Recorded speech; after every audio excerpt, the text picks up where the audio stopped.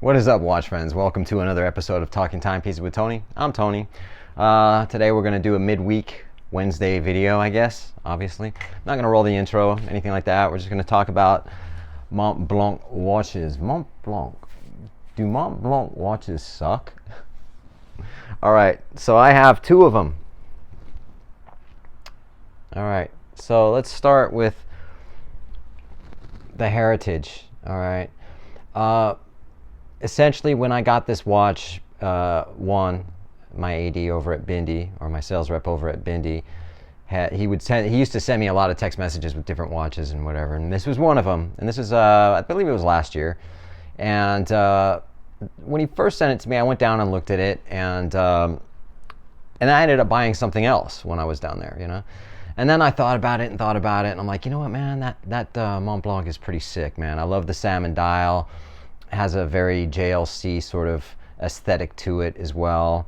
Salmon dials are sought after, but what really got me was on the back case here, the Minerva factory in Villeray. And Minerva, if you don't know, I did a video on Minerva movements. You know, they were way back in the day, equivalent to, say, a Patek Philippe, and they're very sought after. They're very expensive. And Montblanc, just to cut everything short, Montblanc owns Minerva now, so they make watches that are, you know, this watch with a Minerva movement in it is about $19,000. Okay, so what they did was they created the Heritage,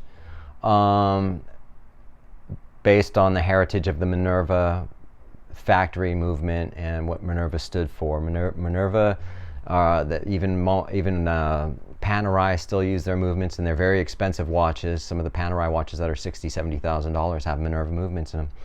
So I was impressed with the fact that, you know, just because of that, now this has a Sellita SW, I want to say an SW200, could be a 300.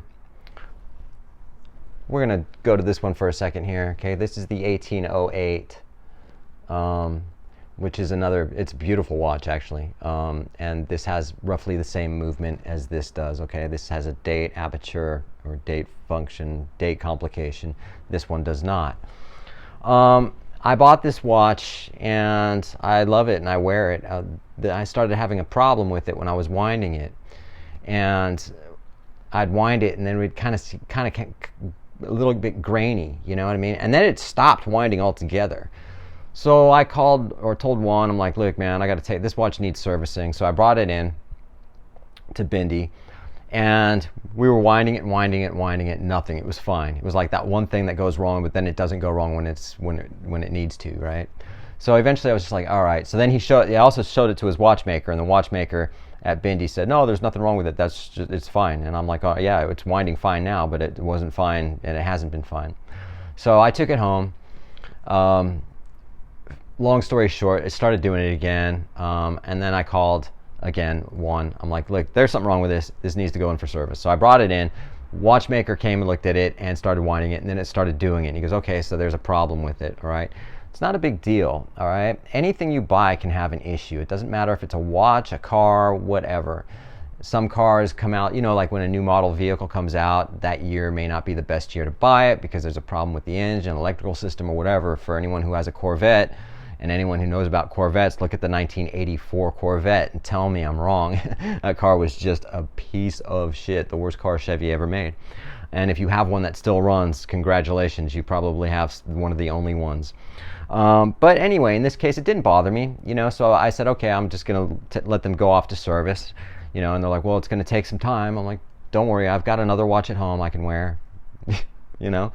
So they took this watch and it was gone for 2.5 months.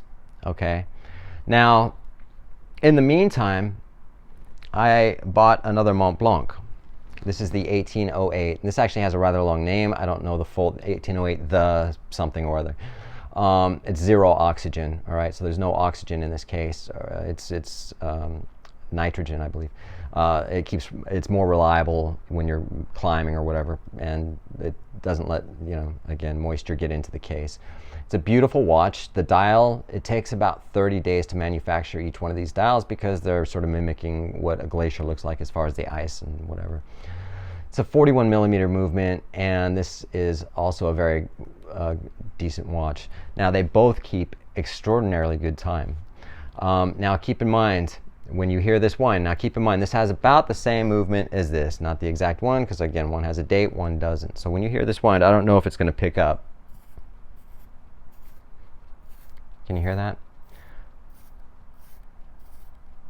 This whines as a watch should wind.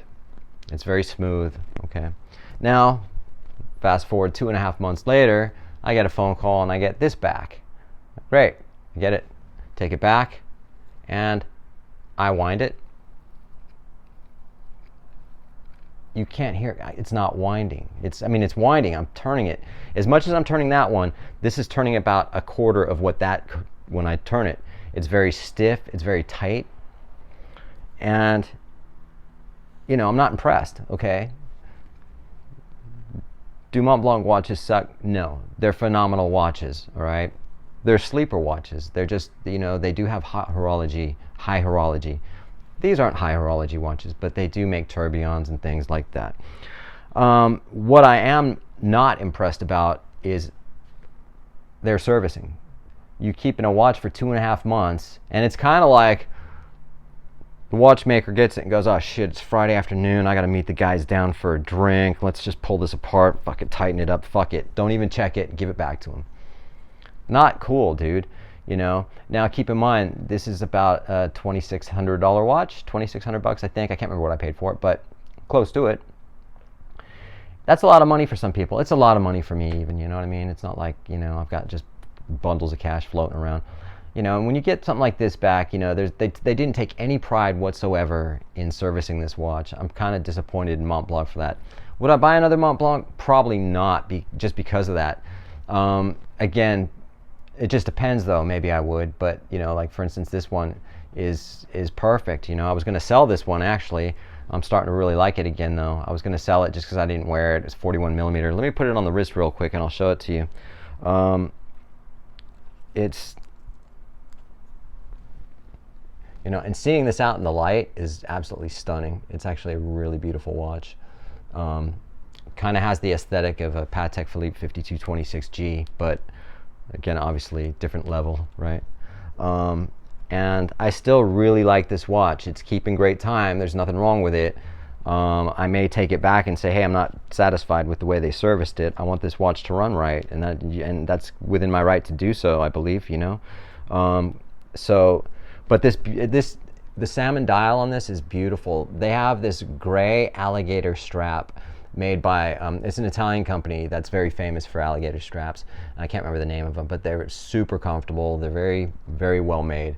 And this watch in general is just extremely comfortable. I love the aesthetic of it. I love the salmon dial. I love everything about this watch apart from the servicing that I got on this watch, okay? But it hasn't hindered anything, you know what I mean? It's just you can't wind it. It's difficult, you know? Is it going to break, you know? Whatever. Having said that, do Montblanc watches suck? I've said this now a couple times. No, I don't believe so. I believe they're a great brand. I believe they're very under the radar for many people, and I would not recommend it. I would definitely recommend Montblanc, you know? It's just one of those things. Anything can go wrong with whatever you have, you know what I mean? And it just doesn't mean that that brand sucks, you know what I mean? It's, you know, I know someone who bought a brand new Audi, brand spanking new, no miles on it, and it had some kind of problem with the engine, and then fluid started leaking out of it and whatever, and of course, you know, it's what happens with some certain things, right? Having said that, all right, man, I appreciate everyone who likes and subscribes, and I will see you on Friday on the Q&A. All right.